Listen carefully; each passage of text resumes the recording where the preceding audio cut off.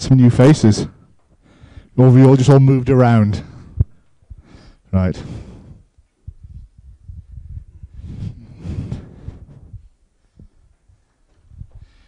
Welcome back to the technical side of.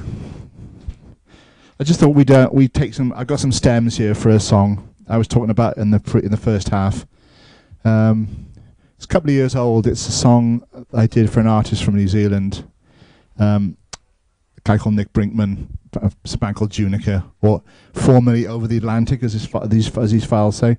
It's a song he wrote with Pip Brown from Ladyhawke, and we recorded it at Peter Gabriel's Real World Studios near Bath, in England. And it was we wanted to very much do a record that sounded old.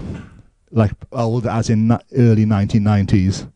So we use a lot of techniques that we used to use back in those when we recorded back then. And so I thought it'd be an interesting one to kind of break down and look at some of the sounds. There's quite a lot of layering, a lot of vocals, a lot of different guitar approaches. So I thought I'd break down a few things, and then you could just like find me some questions about sort of mics we used and compressors, and I'll try and give you some answers on the technical side. But what I'll do first, I'll give you a little blast of the mastered version of the song. I won't play the whole thing through. It'll just be so you can get a feel for the track and what it sounds like, and you can hear the kind of that sort of early 90s kind of vibe. And then I'll break down all the individual stems so you can have a listen to what we did with everything. So I'll play a bit of the mastered version first. There we go.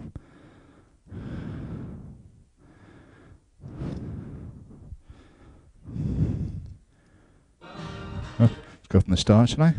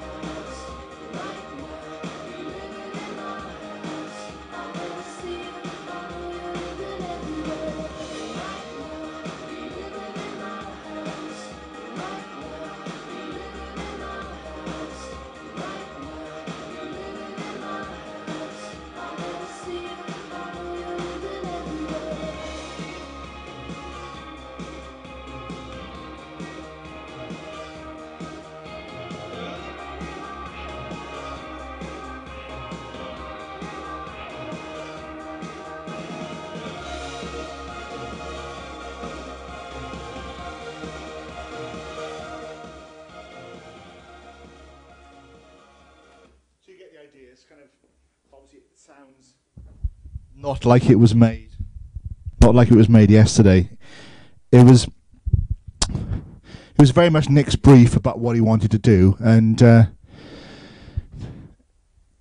so to just give you an idea of how we started. We actually had a lot of the work he did at his studio in Wellington, and we used the original Pro Tools files as our template for the to track to. We just kind of rearranged it all in Pro Tools, did a few arrangement changes, and so we kept Pip's vocal. He did it in his own studio because he wasn't available for the session we had at Real World.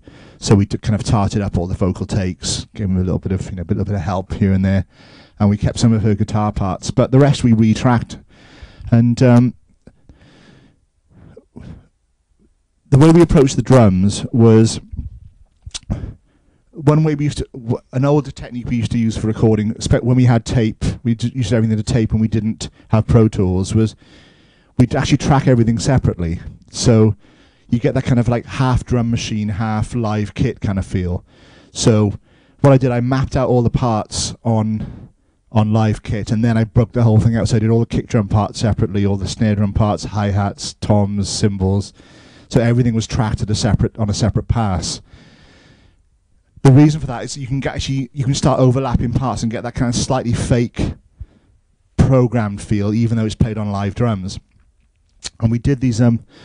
There's a beautiful drum room at Real World. It's the Wood Room, and it's just a really beautiful room with wooden floors and really hard walls.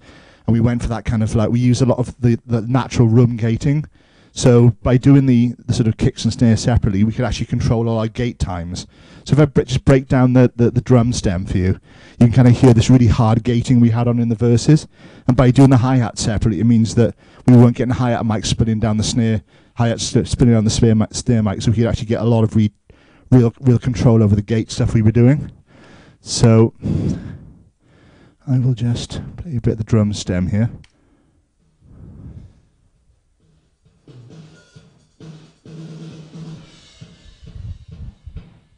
So you can hear the gating on the kick drum. It's like real tight. That's just the natural room. There's no electronic reverb. It's just the reverb of the room.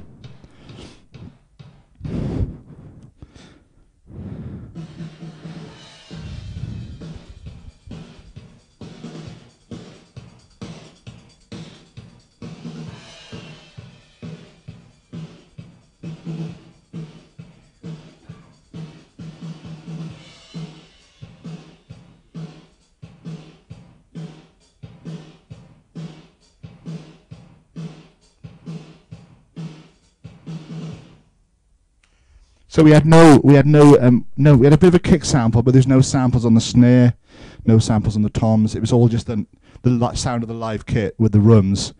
So you can hear it's like real tight. It's really controlled, and it's it was the way we used to record back before we had Pro Tools, and we had the added advantage of being able to sort of move things around a bit. So I wanted to sound like that cross between a drum machine and live kit. I also used a bit of SDS5, which is the old Simmons analog electronic drum kit that I bought in 1984. I managed to hang on to it since then. It's kind of like it's all kind of analog modules, and so it's you can kind of tailor. So that cymbal descending kind of cymbal thing that was going on is like an old SDS5 module. So it's we kind of hear it at the start of the song here. It's kind of swooping thing on the cymbal. You kind of pitch bend it down. So we did a lot of so there's quite a lot of layering of the SDS5 with the live drums, and then we had a lot of different bass things. We had some bass drones. We had the only bass guitar we used. I wanted to go for that kind of Peter Hook New Order kind of thing on the bass. So we had that kind of we use a bit of Echo Boy chorus delay. I think we used a chorus pedal as well on there. So the bass is very much unbass-like. So if I can just find that for you. There's a few different basses on here.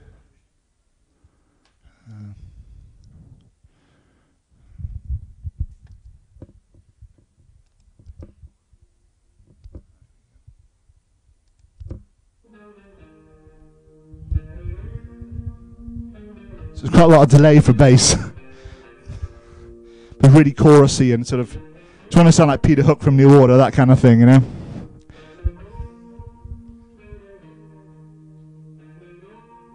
Got a few drones as well.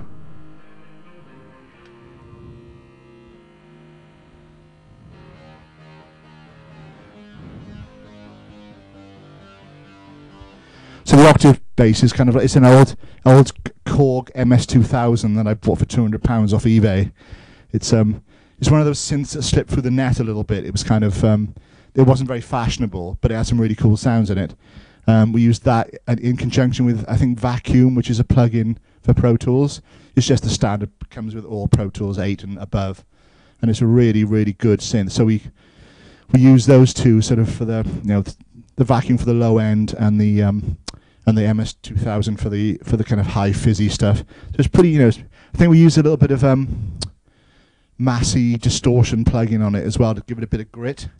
So it's pretty dirty, the dirty old sound.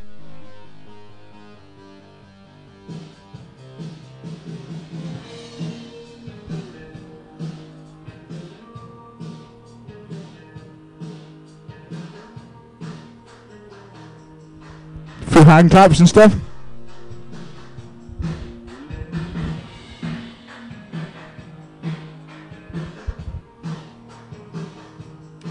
So we wanted to get that really, so the bass and drums and bass synths and the percussion really held the track together, so everything else kind of float over the top, because we wanted this kind of quite dreamy, floaty vocal. It's a song about ghosts and stuff, so we kind of wanted some ghostly things in the track. So there's some ghostly little synths and stuff, and we have. Before I move on from bass and drums, anybody got any questions about mic choices, compression, any technical questions they want to ask me about that? Well, what's that? You want to talk about drums and phase?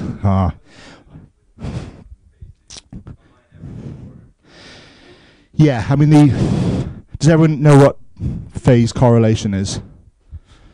Or does anyone want to know what phase correlation is?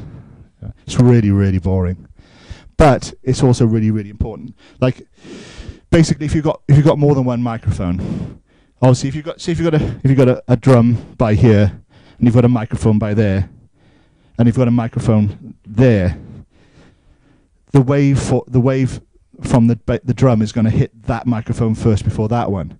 So obviously the length of the waveform is so how the waveform sits with the microphone is going to be different. So if the waveforms are out of phase, it means your low end will sound really thin. It'll basically phase cancel out, so you don't get that real weight to the low end of the track. So with any drum kit with multiple microphones on, or any bass sounds, it's really important that you get everything in phase. So we spend a lot of time messing around with like mic phases. And you can look at one way is to look at waveforms. So you can just record a bit, line the waveforms up and see where they are. So you can do a lot of it by hand in Pro Tools, but it's always best to try and get everything sounding right in the room. So you got a phase, obviously got the phase switch on the mic channels. So we used a really big. They've got a really big SSL at Real World. So I think we use some Massenburg mic pre's as well. So we spent a lot of time messing around with the phase, so everything's so we even used one of those dummy head microphones. I wonder if I've got a picture of it here somewhere. And yeah, so we had a lot of room mics to get that kind of gating thing. So, well, we had it as a room. I think we used it at one point, but it looked better than it sounded. It looked. No, this one here. It looked really cool. That one there. It looks great, and when you're playing drums to it, it freaks you out a little bit. So I think Flood the producer uses it, the binaural head, quite a lot on things. We put it up because it was there, and we thought that just looked so cool. It looked really good in photographs. Yeah, well, I was playing drums on it, so it was like, yeah. The room's a little bit scary because there was actually a suicide in this room, so you're always conscious of that when you're actually playing in the room. And I'm not sure if there was any sort of spirits in the room, but yeah, somebody did commit suicide in this room, so it's what else have I got? I'll show you some of the. All right, the other funny thing was there was only 3 of us on the session, and as you can see, the control room is pretty enormous. So we were like, a bit more bass in the kick drum, you know, shouting across the room, because it was like we were all miles away. So it was a beautiful space though. And yeah, there's Nick playing. All that high bass sound was done on 1 string, so that little bit of tape on the bass is to stop the other strings vibrating. So it's a really good sheet. Tape up the strings you're not using. There's nothing worse than, especially if you're trying to, you know, edit bass. You've got like rumbling bass strings everywhere. It's a nightmare. But yeah. So I mean, we spend a lot of time getting the drum phase and stuff right. But yeah. Is anything else you want to try to? Anybody else got any questions about the drums, mic ups, or anything? We did it straight into the desk, actually, mainly because we didn't have a bass amp there that we liked. I often use quite a few feeds on bass. We actually did the album I was doing last week. We had great fun with the bass. We were doing all kinds of crazy things. We had 5 feeds on bass at one point. We had Chris brought a Rickenbacker in, and they've got a setting on there called Ricco Sound, which is like a stereo output from the that splits the pickups. And I'd never used it before. I'd never seen anyone ever use Ricco Sound. It's like, we're going to use Ricco Sound.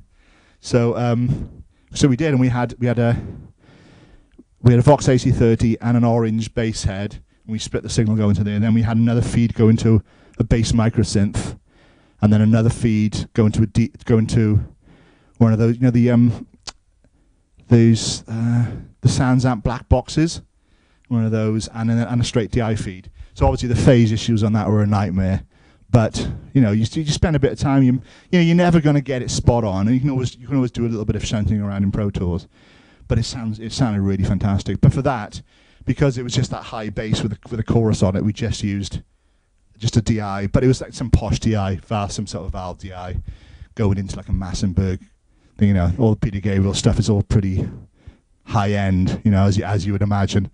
And Nick wanted to record there because, you know, he's a massive Peter Gabriel fan. So, well, let's go to Real World and record. So that was an example of like sort of making a studio choice because the artist wanted to do, you know, he wanted a certain sort of sound. And although we thought we'll go there and it'll be the ultimate 80s studio, and we got there and we couldn't get the MIDI to work for about 3 hours. So we spent ages trying to get. It's like, this is meant to be like the iconic studio from the 80s, and we can't get the MIDI to go. But once we got going, it was awesome. We had a brilliant time. We did a couple of songs, and this is one of them. We'll look at some guitar stuff here. Oh yeah.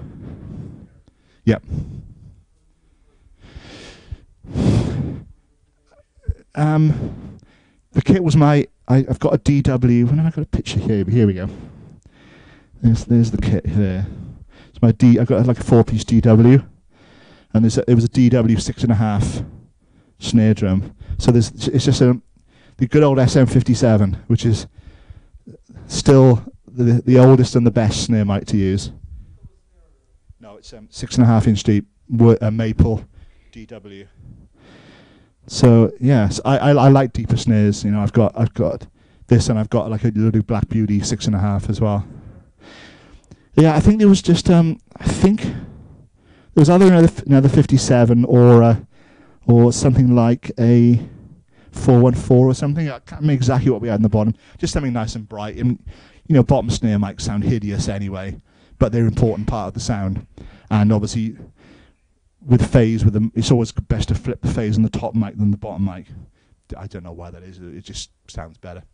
So just flip the top mic phase, because they'll always be out of phase because the mics are so close together. And mostly top, yeah. But a lot of that sound was the sound of the room as well, that really tight gating. So no, it was just the room reverb actually in the end. Yeah, because we did try some electronic gating as well, and I've used it on a lot of records using that like really tight electronic gating. But that room is such a great sounding room. You know, it's one of those, when I was talking about it earlier, you walk into there and you hit a snare drum and it's like, wow, that just sounds great. And you hit the toms and they sound amazing. The kick drum sounds great, and it's really controlled. And you set the kit up at a slight angle. So we did a bit of messing around in the room trying to find the best angle to put the kit at, because there's always a sweet spot in any room. So it's always worth setting the drum kit up and moving it around a little bit, finding that sweet spot where everything, basically where the most low end is, really, because you're going to get reflections off all the walls and stuff. It's really tall, actually. It's probably half as tall as this again. So it's a fair height, and there's like a walkway halfway up. A lot of people use that room just to do all their recording. They take, like Ethan Johns uses a mobile setup, and he goes into I think he did a lot of the Tom Jones Praise and Blame album in there, sort of just with like, because he likes to have his own setup within a nice room, and a lot of people use that room because it's such a beautiful sounding room, and you've got like these walkways you can set things up on. Yeah, it's real nice. It's a real nice place to work, but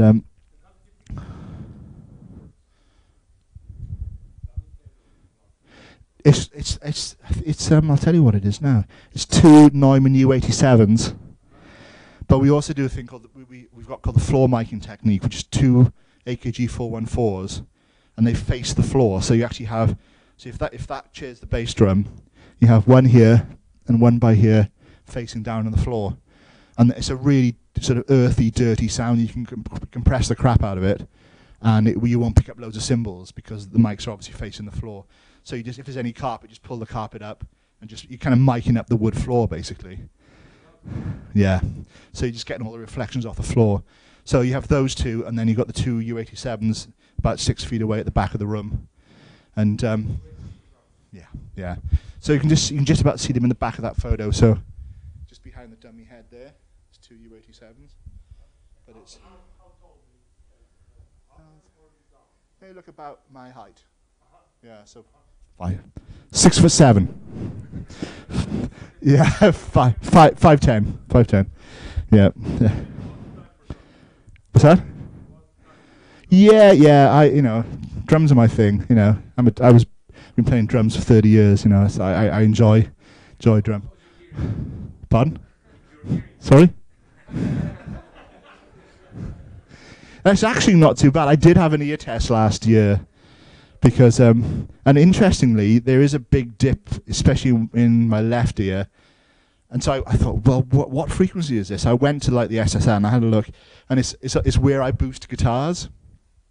So the frequency I tend to boost guitars if I'm mixing or engineering, I've got a dip in that frequency. So I've obviously kind of like wrecked my hearing at that frequency a little bit. But it's not too bad considering the amount of years I spent as a drummer, and I'm not the quietest monitor. I don't monitor that quietly in the studio. So I've managed to get away pretty good, really.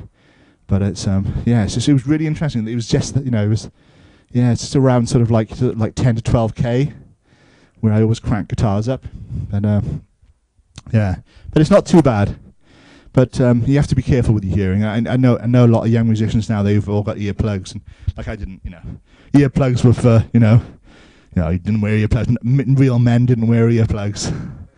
But it's really important, because obviously it's your livelihood if you're a producer or if you work in studios. So you got to be careful, really. So now if I'm going to it's rehearsals and gigs that kill your hearing, really, either playing them or doing them. So go to a little rehearsal room with some bad amps cranked up real loud. It's all that second harmonic distortion stuff that really kills you.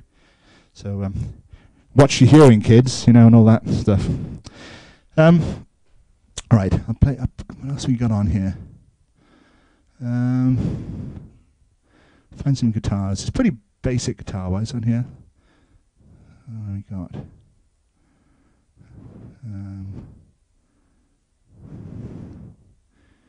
Here we go.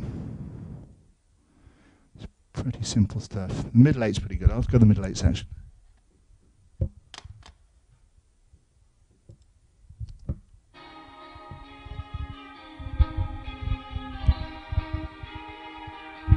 So lots of really bright 80s guitars, Lots of chorus and dimension D. Nick's got this dimension C pedal, which is like a Japanese version of the dimension D, which is like a chorus we used to use back in the back in the sort of 80s quite a lot. It was a big 3-unit rack chorus thing. It had 4 buttons on it, like not much chorus up to lots of chorus. But it was a weird, you know, it was a very glassy kind of bright chorus, not like a really deep one. It was really thin, and he's got a little pedal that they released in Japan for a couple of years and then never released anywhere else, and it's really cool. So we use a Strat, just a little combo. You know, it was really very very glassy and bright, really thin guitar sounds we went for to fit in with the sort of sonics of what we wanted from the song. You know, you listen to them in isolation, they sound real thin, but they work good in the track. It's what I was talking about earlier about contextualizing everything.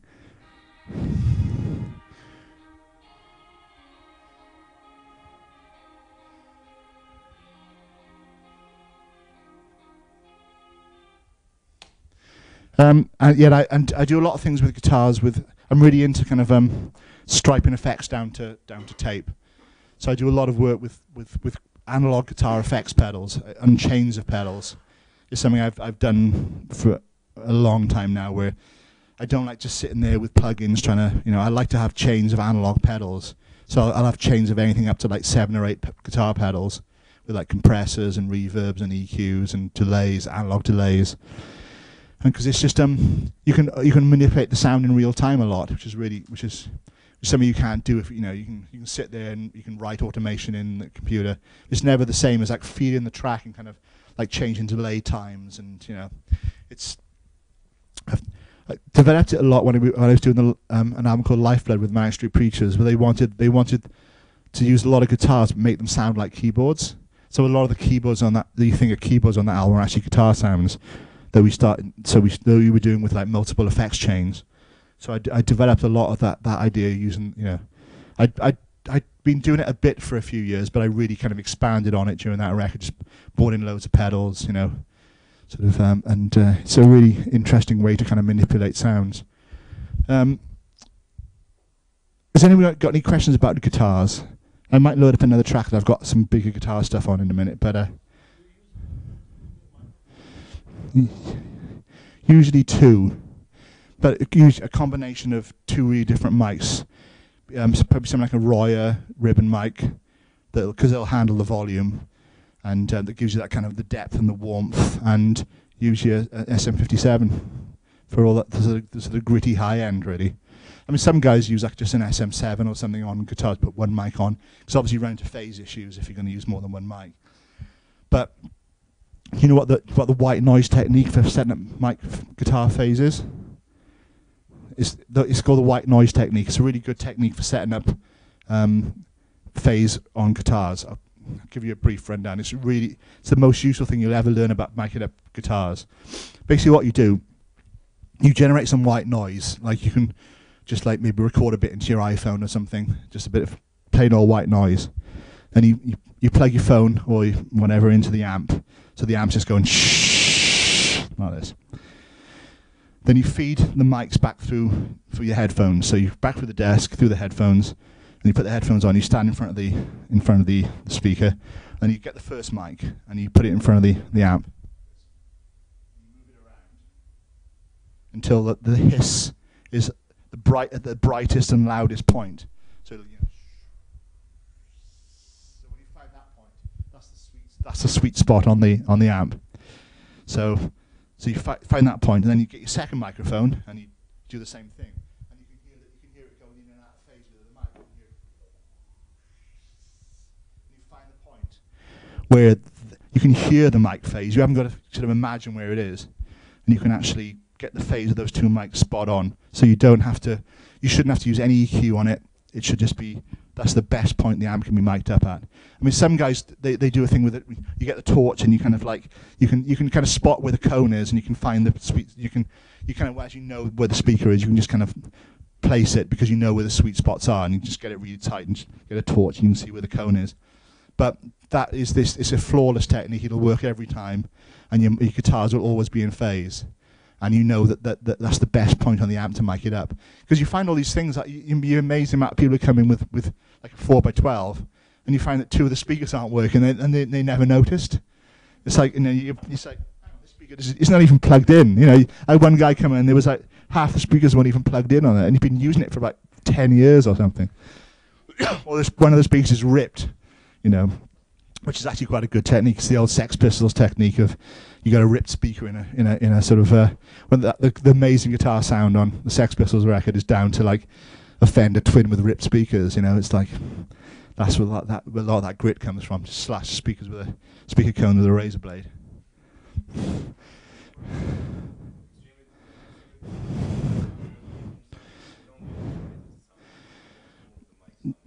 Yeah, you can do what they call off-axis, which is you find the sweet spot, then you move the mic, and it just dulls the sound down a little bit. But really, you know, you kind of want the best. You want the because what tends to happen then is you tend to go to the EQ and brighten the sound up. You know, you kind of want to get it pretty bright coming out the amp, and then you can always dull it down with EQ, which is much better than kind of. But what I find a lot with like a lot of like metal guitar sounds and rock guitar sounds is the tendency to overgain the amp. So you sort of if you go back and listen to like an AC/DC record or a Led Zeppelin record, if you really break it down, the guitar sounds are actually really clean. They're just really loud amps. So they're not super gained up. There's a lot of modern metal sounds that are like crazy high gain, low volume. I'd always go for like low gain, high volume. That's just a sound I prefer, and I like hearing all the chord. If someone plays a chord on distorted guitar, I want to hear it all.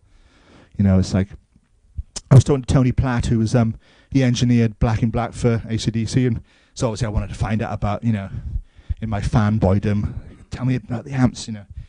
And he was like, although they were endorsed by Marshall, a lot of the amps were AC30s, Vox AC30s on that record. So a lot of those big Marshall sounds, just an AC30 with sort of fairly clean sound, you know. But in your mind, it's this big, loud, distorted guitar sound, and it's not. And I got really put off by doing a lot of. For a while, I did quite a few rock records, and I found that everything was getting too formulaic. You know, loads of kick drum, loads of really heavily gained guitar sounds, and I found it all a little bit sterile. You know, I started going back and listening to a lot of older rock records. Going back to listen to Led Zeppelin and you know, my old Deep Purple albums and, you know, those sort of things. And it's like, God, these guitar sounds are nothing like in my mind. I thought they were just big, dirty guitar sounds, and they're just really pretty clean, really. So, you know, if you can get away with lower gain and higher volume, yeah.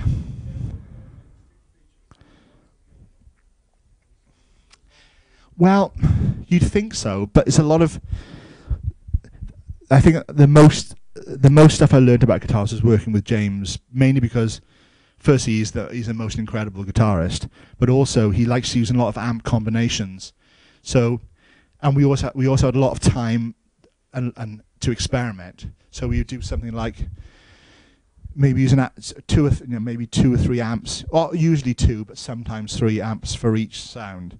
So you'd have like maybe, say, a Marshall and for all the sort of like the gained up stuff, but often with all the top end taken out of the Marshall, but then with a Fender Twin for all the kind of front end. So, and then you kind of track that with maybe 3 different guitars and see which one sounded the best, you know. And then you look for doubles with a whole different amp, say like a Berman amp and an AC30. And you try all these different amp combinations out. So you got to know the characteristics of all these different amps and the way they work with different guitars. And hardly any effects pedals, just straight into the amps. But always a lot of noise. I toured with the Manics for a couple of years, playing percussion. We did a lot of like Glastonbury and all big arena tours and stuff. And you walk on stage and all you could hear was James's amps humming. They were just the loudest sound because it was so. He had 5 amps, you know, chains up to 5 amps on stage. So the earth loops were crazy, even with the best, even with it all great wiring and everything. Still, you get a lot of earth problems. But a lot of his sounds, again, you think are super gained up, but they're not really. It's more of a sort of, you may have one amp with a bit of gain on, but also an amp that's really clean as well. But he'd bust out maybe 3, 4, 5 guitars. He owns, well, we counted it one day. It was in 2003. He had 108 guitars, and I know he's bought a lot more since then. So I think his wife stopped him buying guitars now. But yeah, it was wonderful because you really got to know characteristics of things and how you know, we would do things like, let's track with a couple of tracks of like Les Paul, then a couple of tracks of Moss Wright, and a couple of tracks of like Jazz Master, say, you know, and really found out how all the guitar sounds work together, and the best combinations. And it was a really great education, you know, for me, learning about guitars, but having access to all that stuff, really.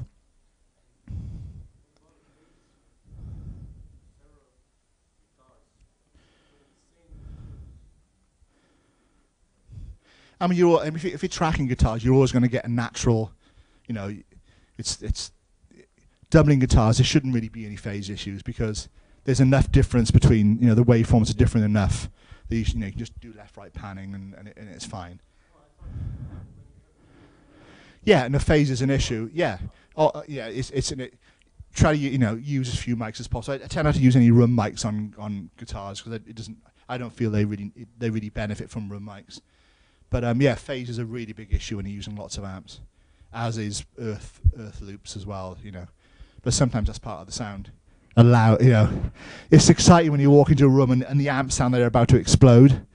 It's like, you know, it's really quite a sort of primal thing. You think if somebody hits a guitar chord now, I'm going to lose my hearing, you know. And it's like, it's pretty primal, you know. It's real loud. And we closed the studio doors, and we had double studio doors, and you could just like, it sounded like the amp was in the room. It was so loud, you know. And you walk in, you can smell the valves burning. You know, it's cool. It's a cool thing, you know. We did some of that. We've used a few different studios. We used Grouse Lodge in Ireland, which is quite a big room.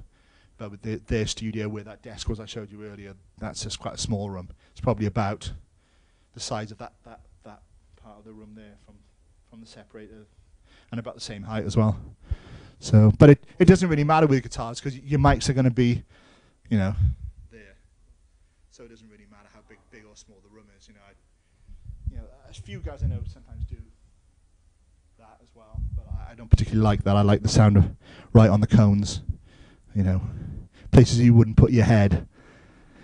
Yeah, but the Royer is a really great mic to use for guitars because it really just it's the only only ribbon mic that'll take the volume, and even then you're going to go through two or three ribbons a year because it's pretty brutal, really. Yeah. Bye, James. You had enough. I bored James. Yeah, I actually played with one a couple of weeks ago. There was actually one in the Manic studio they had that James had plugged in once and never used again. But the guys from Bullet for My Valentine use these. Matt's got them, I believe, and yeah, I heard from them that they were really cool. But it seems like a strange concept. Yeah, yeah. It's I mean, if anyone doesn't know, it's kind of like a modelling amplifier. You feed the sound of the amp you're using into it, and it analyzes it, and then it steals the kind of like the characteristics. So it's like super amp modelling for rich people, you know. But it's yeah, I mean, it's for poor people. It's not that expensive. Semi-poor people. Yeah, I know, but people used to say that about like Line 6 amps, which are the most hideous things ever made. You know, it's sort of like, oh, it's great, it's like all these amps in a box, and it's like, yeah, but they all sound terrible. Yeah, but I mean, I've heard really good reports about it, and it's I mean, you know, it's like, but I think James is a bit too much of a purist. This is a man who has no email address. You know, he's a purist. You know, he lives his life in sort of in an analog world of, you know, I think he's had the same mobile phone for 10 years.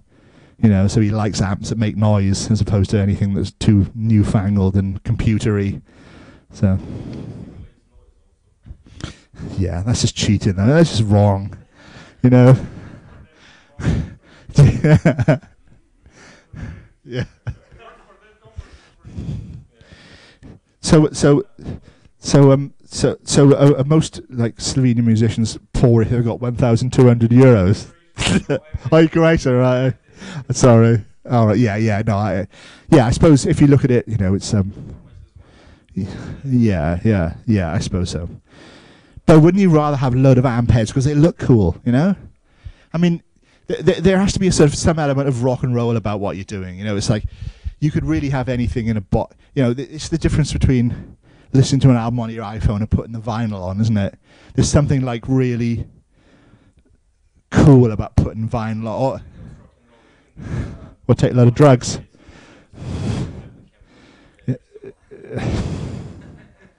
Man. So we're all creation musicians like you. Yeah. But yeah, it's, I don't know, I like, you know, I'm not like a real big gear head, you know, I don't get it. I get more excited about what the gear can do than the gear itself. But saying that, you know, it's important to have the knowledge about it, and you know, and it's like, you know, when I watch really great engineers working, and they get so excited about, oh, this compressor does this and that, you know, and oh, I got to use, like, I was going through mic lists for the studio. What's it? I'm going to, is it RSL Studios? I'm going there for a couple of days tomorrow and Friday, and I was showing my engineer the mic list, and you know, he's online, he's checking out all the mics, and you know, it's like, you know, get a life, you know, it's like, is it that exciting? You know, it's like, you know, I get more excited about, you know, what the musician's playing, and he gets really excited about. But I think that's why it works, because I'm a producer that hates engineering, and he's an engineer that hates producing. So it's kind of like, it's a good match, you know. It works really well for us. 57, yeah, I know. It's like, with you know, you have all the guitar amps in the world and spend all this money, and it's a 57 for a snare drum and a guitar is still. I know you think by now they'd have developed something else, but nothing works as well than a 57. It's like crazy. Yeah, yeah. You know, it's like, I mean, we on the Lifeblood album, on Lifeblood we did all the lead vocals with an SM58. All the backing vocals, all the lead vocals were all done on an SM58 in the control room, sitting on the couch like this. James just cigarette, and he sang all the lead vocals sitting on the couch until the smoke got too much for everybody. Then he'd sit in the doorway with a cigarette and then do all the backing vocals. And there's some really complicated vocals. He just kind of sing them through, and it was amazing to see, you know. And because his voice is so loud, you know, you get this proximity effect. So the closer you get, the bassier it gets, and all that. And so it worked really well. I mean, it wouldn't work so much for somebody who didn't have a really loud voice. But the problem we had is when we went to Grouse Lodge in Ireland to do some recording, and the couch was much further at the back of the room. So say 3/4 way at the room, that's where the monitors were, and the couch is at the back. So as he starts singing, and it's all out of time, because he's so far away from the speakers. So my engineer at the time, Steve, he's like, who was, you know, Mr. Uber Nerd, as he would quite happily tell you. He measured with a tape measure from the speakers, worked out the speed of sound, and did an offset on Pro Tools. It was very clever to see. It was, you know, and it worked great. It was so we could carry on our tradition of doing all our vocals in the control room. So, but you listen to the record, and it's like you'd never know. It's just 58 in the, you know, and it's a nice vocal sound. It's real good. I mean, Tom Elmhurst did a really great mix on the record as well. He really brought out, you know, probably put endless amounts of top end in the vocal, but it worked. It was what we were trying. You know, we're trying to go for a different kind of approach, and you know, they're a band that likes to change things out a lot, and that was their way of doing it. Make guitars sound like keyboards, do the vocals of the 58, and just try some different things, you know. And it's nice to have that luxury. You don't often get that, to be able to do that, you know. Any more guitar questions while we're on guitars?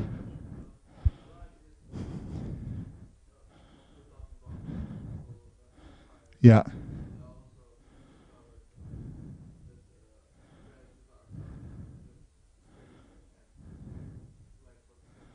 Yeah.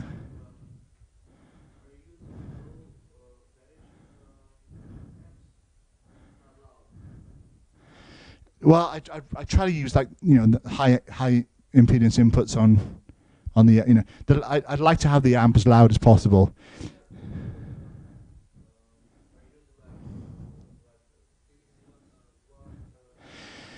It depends what, you know, whatever the band have got, really. I mean, I like smaller sort of amps because you can really crank them, you know, like sort of. I use a 30 watt, and you know, there's AC, you know, AC. We had a 10 watt, like a 10 watt version of an AC30, AC10, I suppose it is. It was lovely, and had a really nice vibrato on it. And but it's not. I really love orange amps because they do really good clean sounds and they do great distorted sounds, and they're super versatile. Yeah, they're they're like a head, like a head with a 4x12. It's a really, and the bass amps are great. The combos are really good. The Tiny Terror is fantastic. Yeah, it's like you can convince people it's a massive rig, even with I used to have little practice amps, little Fender and Marshall practice amps that like this big, and you put a mic on it, and the mic was like, but they sounded kind of cool, Yeah, and it's for super distorted sounds. It was, we did like a lot of the Dorero record we did with those. Remember that little pink Fender amp I had? It was great. I wish I still had it. We blew it up in the end, obviously. But but I kind of like the sound of like, I'd like to not be able to walk into the room if I can walk in, it's too quiet. You want to go and you want to see people going like this, and people or people wander in by accident and you can hear them screaming. That's how loud it should be. It's just because it just sounds real good. Just there's something about that, the volume thing. Even for clean guitar sounds, it's we're always kind of trying to find that point where it feels that the amp should be, that loud, and then that little bit more. It seems to work really well.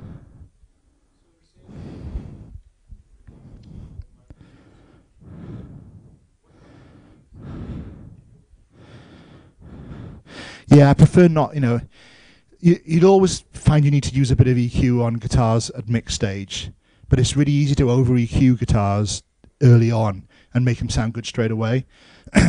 What we try to do is get them sounding as good as possible, and just use EQ as a corrective measure. EQ was, the original reason EQ was brought in was to balance up microphones. If you had two microphones and they'd be slightly different characteristics, the original idea of it was you'd fine tune the EQ just so they matched up.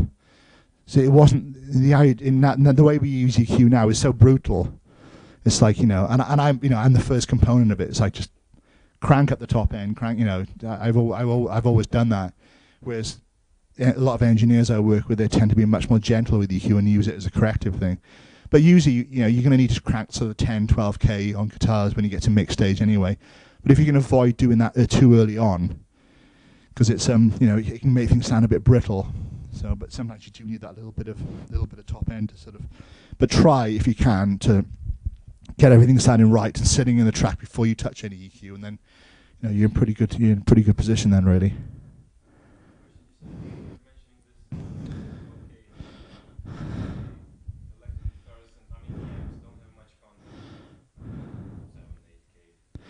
Yeah, but you push the EQ up and you'll hear a difference. Yeah. It's like I don't actually agree with that. A lot you push you push that frequency up and you'll really notice it. It's you need to there's no point in sort of like messing about. You need to push it up.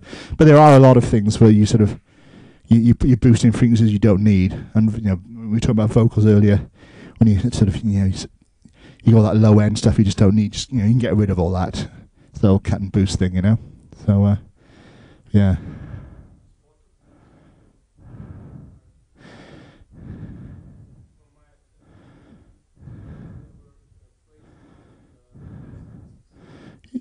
Yeah, I'd be inclined just to find a spot in the room that feels fairly dead, because like I say, because we're micing so close up, as long as there's no nasty sort of reflections in the room, you should be fine. You can put them anywhere. Vocal booths are a pretty good place for amps. It's you don't really need the room with amps isn't important. Or you can build a little room for the amps. Make a little thing with especially if you're doing some live tracking. It's sometimes nice to isolate them a bit more. Get some quilts, put them over. And then you take them off, and all this hot air comes out, and no, it's I'd keep it fairly dead, really. Guitars seem to be a hot subject here, well, with you two anyway. Has anyone else got any questions about guitars or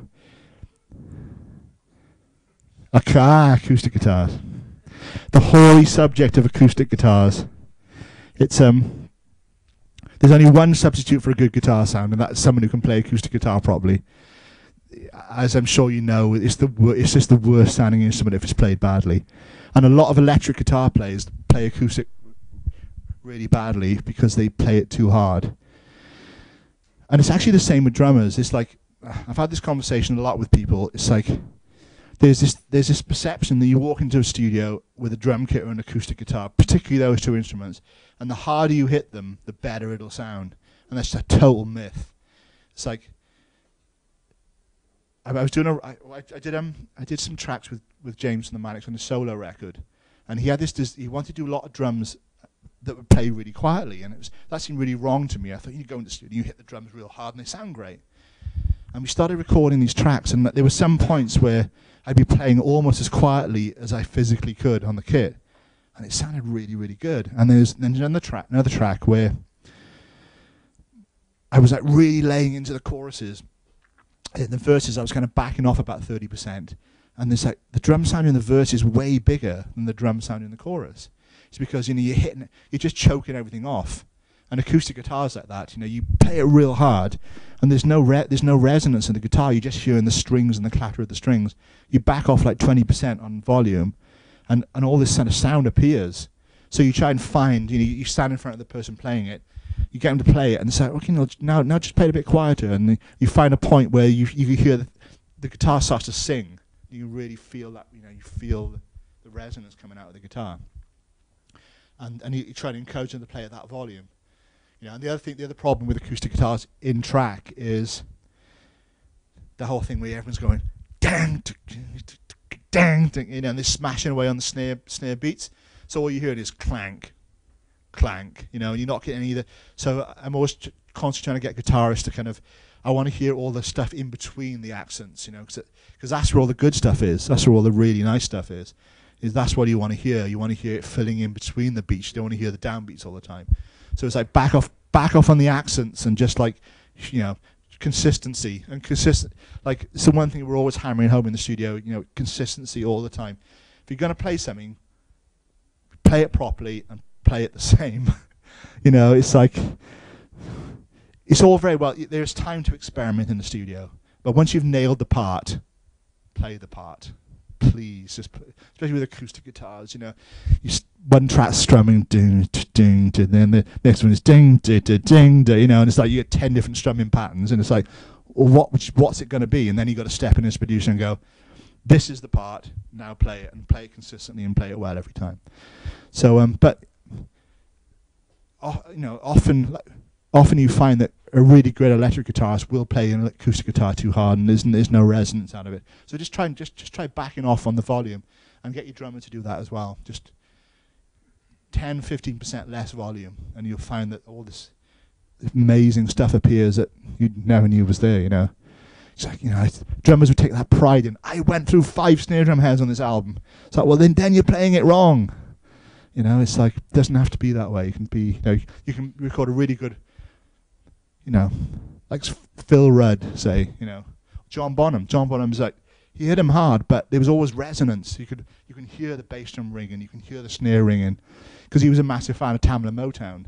There's Motown drums. Obviously, Phil was a kind of Motown drum fills, kind of lolloping, rolling fills, and and he played them, and the drums resonated, and you felt that. And it's not all about volume and weight and stuff, Yeah.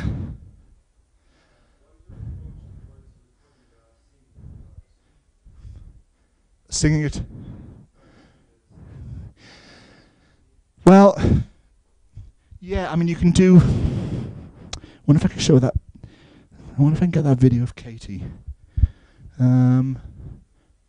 Basically, you can. Obviously, the main issue is guitar spilling down the vocal mic, vocals spilling down the guitar mic, And so, I've tried all these things where you sort of like you do try and put separators between, but you can't really do it. There's nowhere really to put it. So you can use your mic position. So you can like. You can angle your vocal mic slightly this way, and your acoustic guitar mics, I'm facing down onto the guitars. But you're always going to have a bit of spill between the two. So obviously, your phase correlation comes into practice there. So you've got to make sure your phase is right between your acoustic guitar mic. Try and use as few mics as possible. It's tempting to put extra mics on the acoustic, but if you can use one on each, or maybe 2 on the acoustic, 1 on the vocal, and just experiment and see where the balance is, because you have to accept the fact that you're going to have spill between the two. But if it's just somebody playing acoustic guitar, that's fine. But if when you've got other instruments involved, then sometimes you need to sort of find the best way to get the acoustic guitar to sit right in the song. But yeah, and also stereo placement becomes an issue then, because do you pan the guitar off to one side when you've got loads of guitar coming down the vocal mic? So I would tend to pan them the same. So you've got the performer down the center, and then you kind of move other things around the stereo to kind of complement that, really. So I mean, I've done things before where I've had two mics on the acoustic and split the acoustic slightly. So you got the 2 o'clock. You see that 2 o'clock, 10 o'clock with the vocal up the middle. That works sometimes, So it's just finding that space. It's always about finding the space for the vocal. Everything's got to complement the vocal, because much as us drummers and guitarists would like to think that we're the most important thing, the vocal is the key to every song. The milkman doesn't whistle the drum part. It's like yeah, it's got to have everything's got to build around the vocal, and that's not necessarily a case of pushing the vocal up real loud. It's a case of finding that space for the vocal where it feels comfortable within the music, really. So yeah, it's all that. Just experiment, because no two people will be the same. So do you record a lot of acoustic music like that?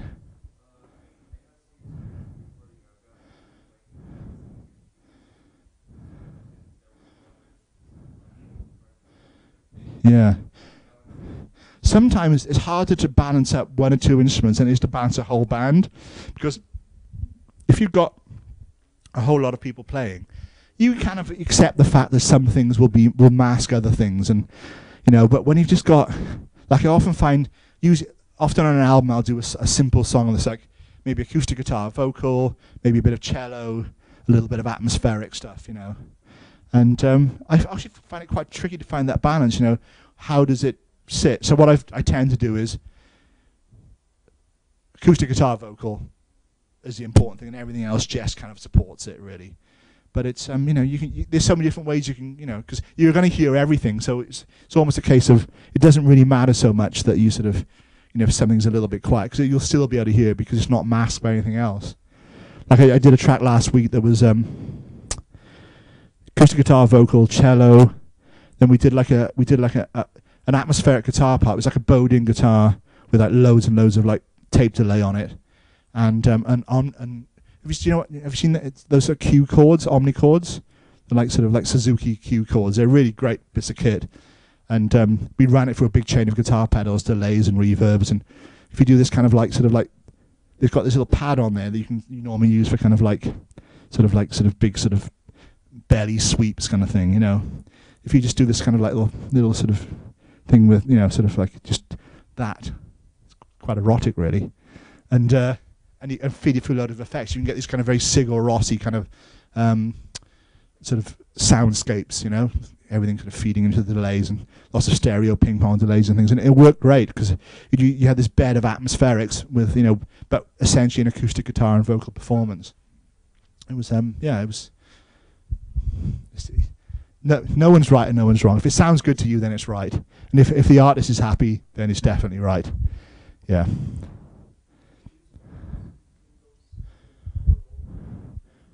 Do we use what? Sorry.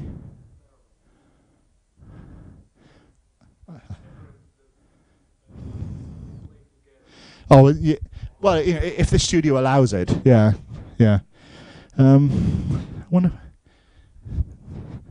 if I can get this. Is there? Let me see if I can find something on here. Oh, I haven't got the link. Sorry, I was going to try and show you some live recording I did, but I haven't got the link with me. But I'll put it on my Facebook page, and you can have a look at it. I'll put the link on there later on today. Just type in my name and it'll come up. There's not many of us. I think there's a guy who used to coach the Polish football team called Greg Haver, and there's some frat boy in the States who follows me, and he's always going to parties. I think, oh, was I at a party last night? Oh no, it's the frat boy. Yeah, but I'll put it on there, and it's artist called Katie Thompson, and it's really it's that live recording I was talking about earlier, and it's real nice, really.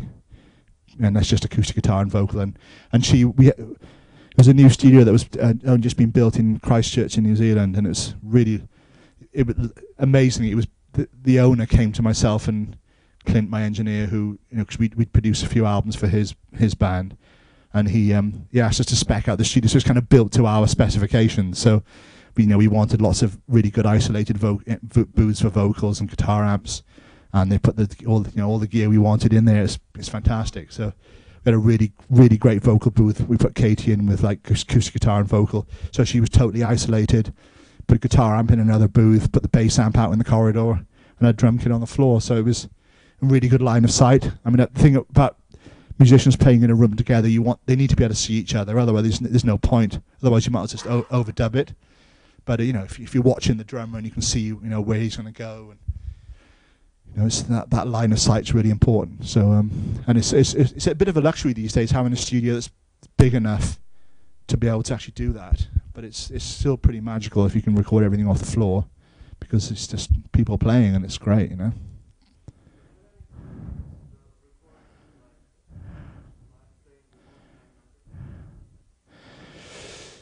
No. I mean, I've recorded instruments with one microphone. I've done drum kits with one microphone. I've done lots of things with one microphone. But as far as recording a whole band, you mean?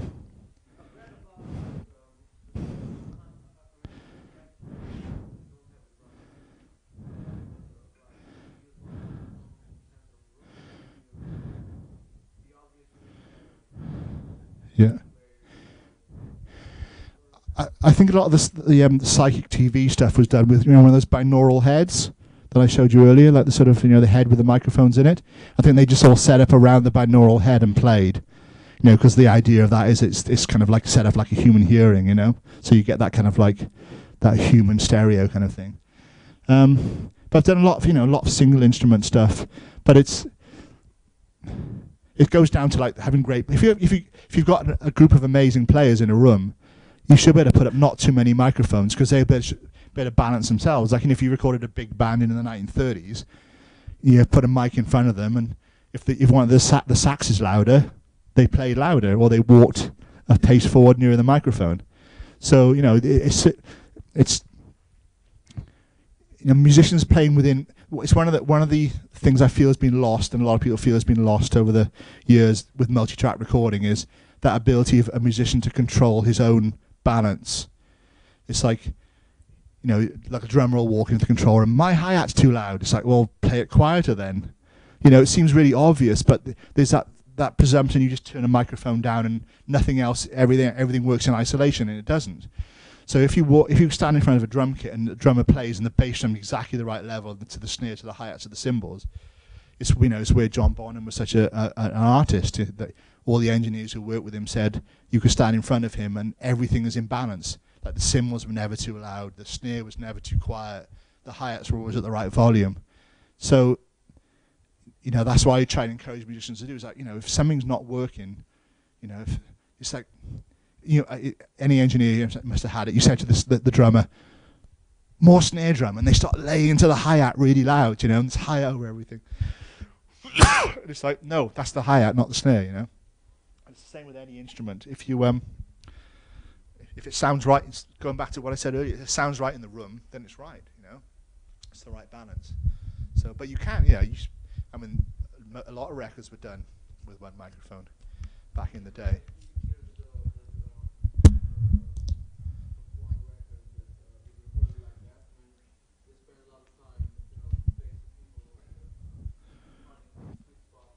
Yeah.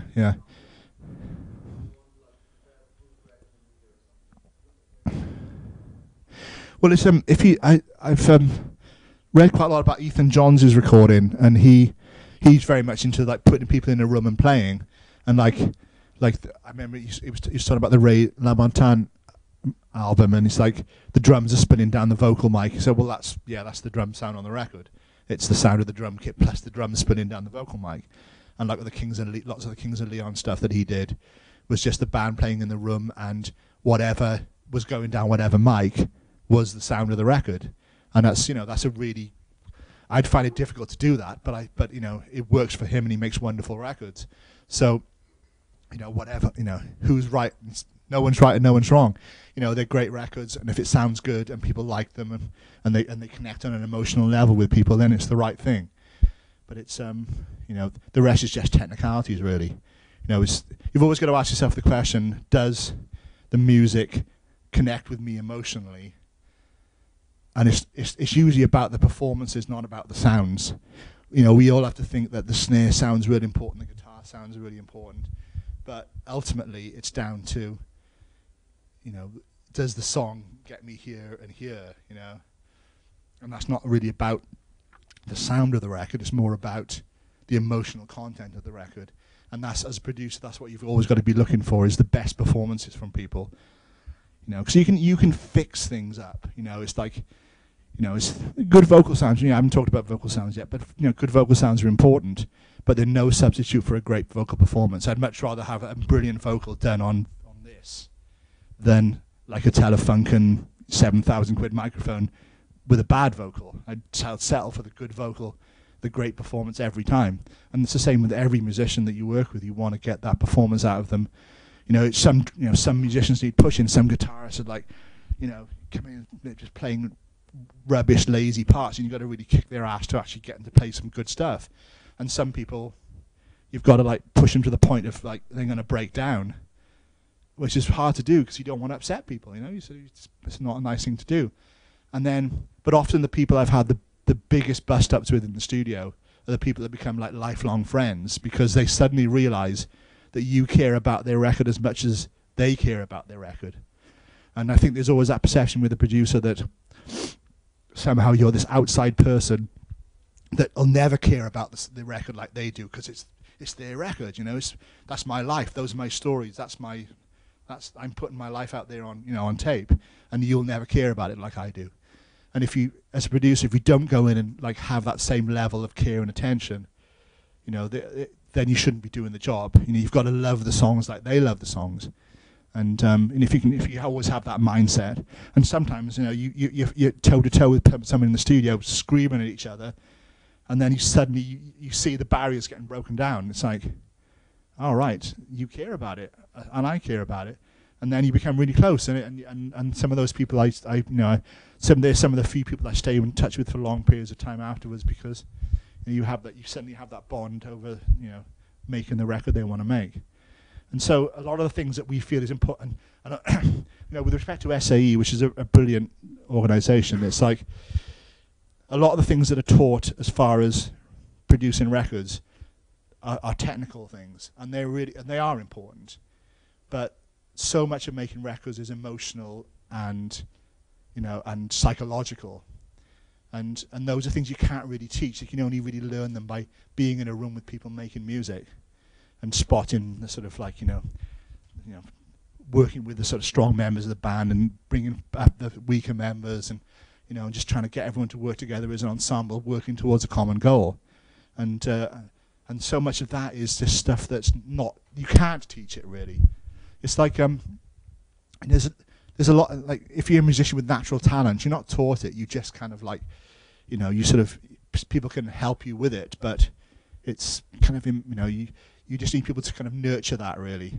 And records are like that. You kind of need to nurture the artists and bring the best out of people, and have good people around you that you can all work towards this common goal. And it's that, and that's the magic of making records for me, is that finding those moments that are really special, and they're never about a compressor or a guitar amp, they're always about a vocalist will go in and they'll sing something, and you like feel the hair standing on the back of your neck, and it's like, and they're rare moments, and when they do happen, they're really, really special, and it's like, God, this job is amazing, you know. And you feel the tears, or you play back a song to someone, and you look at them and they're crying their eyes out, and it's like, wow, that's, you know, and you really feel it. It's an amazing thing, and it's happened a few times recently where I sort of looked around and someone's like, you know, they're listening back to the first mix of their track, and then, you know, all the strings are going and everything's, you know, and they're like, you can see that's all they've ever wanted to do is create that thing, and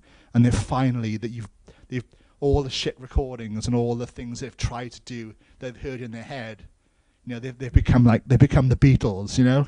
It's like when I see musicians, I use quite a lot of live strings because I think they're quite a special thing. And you know, when I was growing up as a musician, the idea of having a load of live string players playing on a record that I was on was just, it was just so exciting.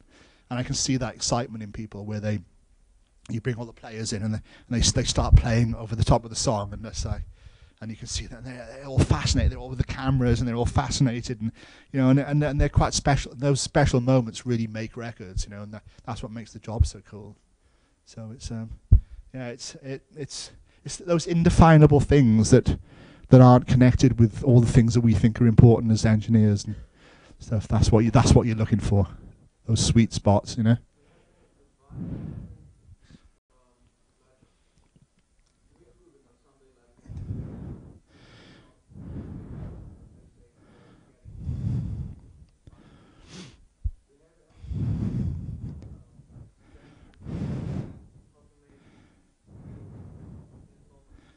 Yeah.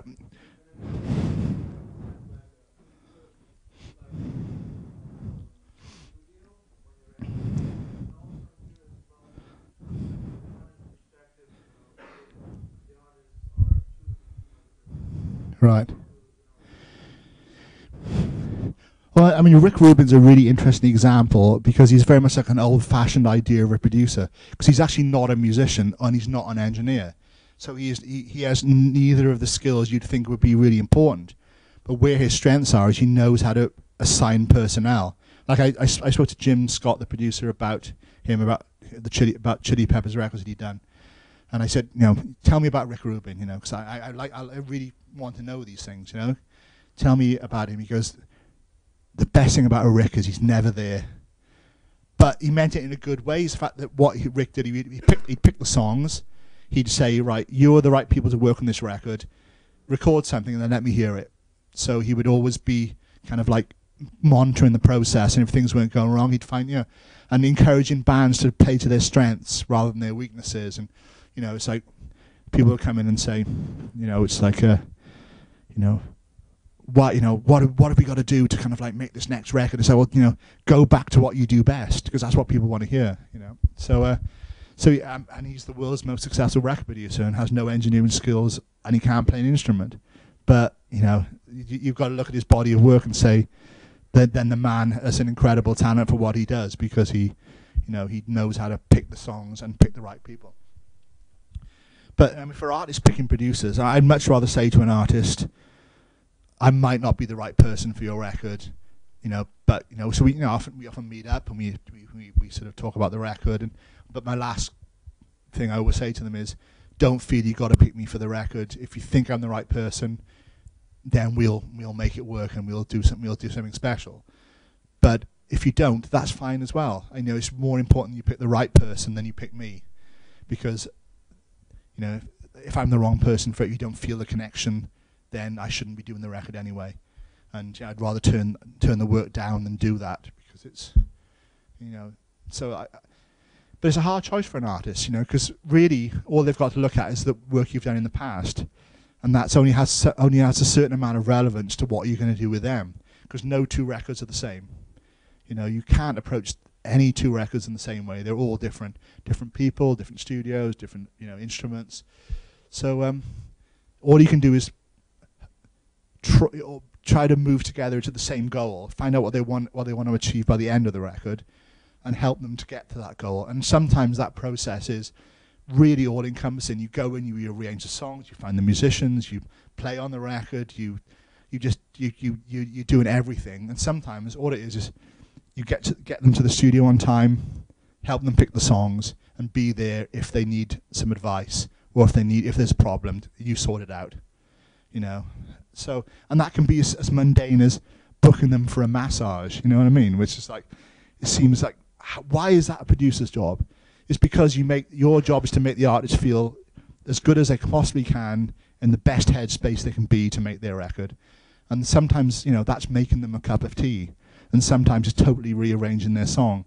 And you've got to know when that is. And that just comes with experience and doing it. And I don't say I get it right all the time. I don't, you know, but I won't get it wrong twice. So did you? probably the Melanie C record, I think. The Mel C record. Just because of the amount of... The main problem with it was all the records they'd done previous to that had been with multiple producers, and it was the first album they'd made with one producer. And the idea was to be one person in to get a cohesive sound over the whole record, which is I actually do a lot with artists, solo artists. And she was fantastic, and we were in brilliant studios, and we had, you know, we did have a lot of good times, but there was a lot of pressure, you know, from like trying to get the right songs, trying to get the right performances, you know, just doing the record right. And you know, to be honest with you, I wasn't probably ready at that stage to do a record of that size, because I didn't expect to get it. I thought I'll pitch for it because my manager wants me to pitch for it, but I never thought I'd get it. And then you end up sort of 7-8 months in a studio making a record, and it was a lot. And I just come straight off a Manic Preachers record, which I'd been on for 2.5 years. So I was kind of like, I was pretty fried. So after those 2 records, I didn't go into a studio for about nearly 6 months. I just couldn't face being in a recording studio. I actually would feel like depressed about the thought of going back in the studio. But once I'd realized, I mean, both those records, you know, especially Melanie's record, did well. They sold a lot of records, and it was, you know, I was really happy with the outcome, and the result was good. But the process of making it wasn't unenjoyable, but it was just very high pressure. And then the next record I did when I went back was on a much lower budget for another female solo artist, and it was a really joyous experience. It was like, we didn't have much money, but we had a finite resources to make it. And it was like, and I made it. I thought, that's what I should have done with her record. I should have not spent some, you know, we should have been much more sort of tight with the budget and given ourselves limitations rather than just have whatever money you wanted to spend on it. Have limitations, and it would have been a better record. And so I think, you know, it was the hardest. But I mean, she was wonderful. I mean, she was like a lovely person, looked after us really well. And you know, so I had no problems there. But just there's a lot of layers of people involved in a record like that. You know, lots of A&R and stuff like that.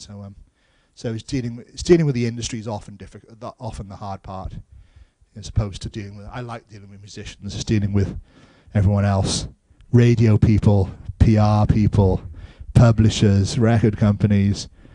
You know, some guy in the office who makes tea who thinks he has an idea of what you should be doing. You know. You get emails turning out from people who sort of, who's this guy? Oh, he's a guy who works in the office. So what's he got to do with me? You know, he's a tea boy in the office. Like, you know, he has an opinion, obviously, but does he have a place? You know, it's it's a strange industry, I would say, and there's a lot of the pressures involved in it are not music related. They're kind of, there's a lot of politics, obviously. There's also a lot of people. I mean, it's one good thing about. Well, there's lots of good things about the way music is going, but artists are kind of reclaiming the industry for themselves again, and be able to release music that people can hear without having to go through the sort of major record labels. And you know, there was, if you've got to get a song approved by a whole load of people, you're always going to end up with a big compromise. I'd much rather make a record for like maybe an artist and their manager, or maybe their artist and manager and like one guy at a record label. Because, you know, at a small independent label, because you're going to get a much purer form of record. It's going to be much closer to the artist's vision of what the record should be than if you're going through 10 levels of A&R, you know, and 20 different songwriters. And so, yeah, I think the industry is actually quite healthy. I think the revenues have come down, but a lot of money was getting wasted by labels. Lunch accounts and expense accounts and things that don't make the record. Studios with tennis courts. You know, flying first class everywhere to go do the record. So those things don't make the record sound any better. They're just stuff for the artist to feel better and the record label to spend money on. So, yeah, I think I'm really optimistic about the future of the industry and the way that artists have kind of reclaimed music for themselves again, and they have the chance of having a career, even if it's like what I call like a cottage industry approach, where you can sell 1,000, 2,000, 3,000 records and have enough money to make your next record, and then you start building up a back catalogue of like 4, 5, 6, 7 albums, and that becomes the back catalogue of the future. You know, it's like those sort of things are important. When you've got a label signing a band, spending £200,000, £300,000 on making one record that doesn't sell, then they get dropped, they get disheartened, they split up. What could their career have been? You know, what would happen to Radiohead if they'd been dropped after their first album? You know, it's like Manic Street Preachers that, you know, 9 albums now. It's like, you know, it's disappointing to think that some artists have given up because of the way the industry treats them, as opposed to, you know, if you had a really big record deal, it's really hard to go back to not having any money again, and to sort of, you know, to try and do it, you know, to get that enthusiasm going that you had when you first started off. But you know, if you started small and just gradually building, it's a much better way to have a career in the industry. And same with being a record producer as well. You know, you go into that first big records. You know, I know a lot of guys sort of now sit in pubs saying about, you know, the amazing record they made in 1987. You know, and that's all they had, and they started off with a massive record, and where'd you go? You know, I've just been like a jobbing producer for the last like 30 years. You know, it's like you just keep building and keep doing it, and you know, and the moment I stop enjoying it, then I'll stop making records. It's but I'm real lucky. You know, I have no complaints. You know, I make records for a living. I mean, how bad can it be? You know, I sit in a studio with cool, interesting, talented people every day and make music. It's like, yeah, I can't have any complaints really. You know, it's a pretty amazing job. I'm a lucky guy, really. Has anyone got the time? Oh, what is it? Oh, we've got 3 minutes left. So we've got a final question before we wrap up. Vocals. Just try lots of mics out, because you know, it can be a 58, it can be a Telefunken, it could be a Sony, it can be anything. Put 3-4 mics up, record the same bit of music, record them all, and then see which one sounds the best. It's actually really, really easy, because no two voices work the same on every mic. You know, they sort of, yeah, just try at least 3 microphones out for every vocal, and then you'll find the best one, and just use that mic for every vocal that they do. Keep it simple. Keep the signal path the same. Decent mic pre, good compressor, or a couple of compressors, one with a fast attack, one with a slow attack. It's easy. If you've got any, if anyone thinks of any questions that they've forgotten about today, or something that I haven't covered, just drop me a message. You know, just find me on Facebook or something and send me a friend request to say I sat through 3 hours. The least you can do is add me as a friend. You know, so you know, just feel free to send me any questions. I will get back to you. It sometimes takes a while if I'm busy, but I will answer your questions, and I will listen to your demos if you send them to me. You know, and any opinion I have is just my opinion. It's not sort of, it's not, you know, it's just an opinion, you know.